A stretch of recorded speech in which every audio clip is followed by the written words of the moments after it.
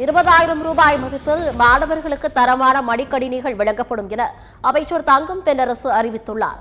10,000 ரூபாயில் மாணவர்களுக்கு வழங்கும் மடிக்கணினிகள் எப்படி தரமானதாக இருக்கும் என சட்டப்பேரவையில் தங்கமணி கேள்வி எழுப்பினார். இதற்கு பதிலளித்த அமைச்சர் தங்கம் தென்னரசு மாணவர்களுக்கு தரமான மடிக்கணினி வழங்கப்படும் என்று உறுதியளித்துள்ளார். 20,000 ரூபாய் மதிப்பில் மாணவர்களுக்கு மடிக்கணினிகள் வழங்கும் மடிக்கணினி திட்டத்திற்கு 2,000 கோடி ரூபாய் ஒதுக்கப்பட்டுள்ளது என்று தெரிவித்துள்ளார். அடுத்த 2 ஆண்டுகளில் 20 லட்சம் மாணவர்கள் என்று சொன்னால் அதற்கு முதல் கட்டமாக இந்த ஆண்டு 2,000 கோடி ரூபாய் நாங்கள் ஒதுக்கி இருக்கிறோம். அப்படி என்றால் அடுத்த ஆண்டு வருகிற போது மேலும் அதற்கு 2,000 கோடி ரூபாய் ஒதுக்குற போது இப்போது நீங்கள் அந்த கணக்கை கூட்டி வெளித்து பார்ப்பீர்கள் என்று சொன்னால் அந்த கணக்கில் உங்களுக்கு வரும்.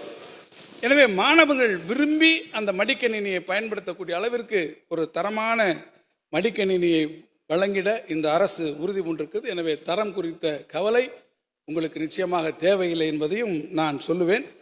எனவே சராசரியாக எடுத்துக்கொண்டால் ஒரு மடிக்கணினி 20,000 ரூபாய் அளவில் இருக்கும் என்கின்ற வகையில் எதிர்பார்த்து இந்த வருடம் 2,000 கோடி ரூபாய் அதற்கு முதற்கட்டமாக நிதி ஒதுக்கப்பட்டிருக்கிறது.